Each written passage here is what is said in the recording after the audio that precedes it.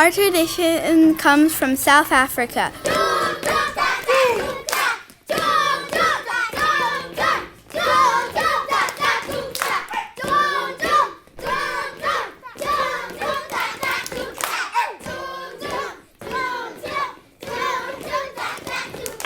We used some gumboots in the mine, and while we were wearing them, we invented some codes which involved clapping, slapping, stomping.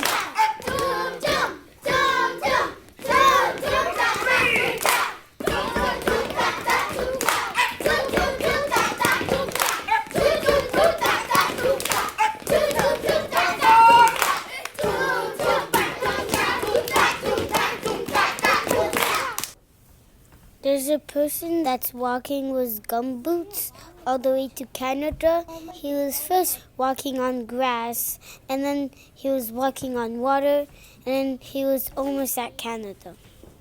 I stayed behind to make sure our tradition stayed in our country too. Hello, I'm the GB man. I went to South Africa to learn the Gumboots dance. I have learnt it now. Now I am currently flying to Canada.